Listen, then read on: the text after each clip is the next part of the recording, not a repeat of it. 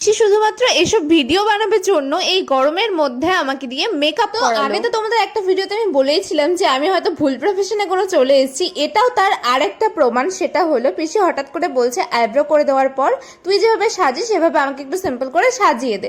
তো আমিও বাধ্য মেয়ের মতন সমস্ত জিনিস এনে আমি নর্মালি যেভাবে একদম সিম্পল করে সাজি সেরকম ভাবে সাজিয়ে দেওয়ার চেষ্টা করছিলাম, আর পিসি চুপ করে কিন্তু লক্ষ্মী মেয়ের মতন বসে আছে। ভাই রে ভাই, আমার সাজাতে গিয়ে যা কষ্ট হচ্ছিল এত গরমে, পিসি কি করে চুপচাপ বসেছিল আমি সেটাই ভেবে পাচ্ছি না। ভিডিওটা 1 মিনিটের হলেও এটা করতে কিন্তু মোটেও 1 মিনিট লাগেনি, যথেষ্ট টাইম লেগেছে। যতই হোক একটা সিম্পল লুক, তাও দেখে মনে হচ্ছে না অনেকক্ষণ টাইম লেগেছে, কিন্তু যথেষ্ট টাইম লেগেছে। কথা হচ্ছে আমার পিসি সাজতে খুব ভালোবাসে, আর আমি ফার্স্ট টাইম যখন ছোট ছিলাম আমি সাজগোজ পিসির থেকেই শিখেছি। অনেক ট্যালেন্টেড, নিজে হাতে সমস্ত কিছু মানে জিনিস বানানো থেকে শুরু করে সাজগোজ থেকে শুরু করে সবকিছুই পারে, আর তার থেকেই আমার একটু বাকিটা আমার নিজের। দেখো তোমাদের সাথে কথা বলতে বলতে পিসির ফাইনাল লুকও রেডি হয়ে গেল, তো তোমরা দেখে বলো এই সিম্পল লুকটা পিসির কিরকম লাগছে।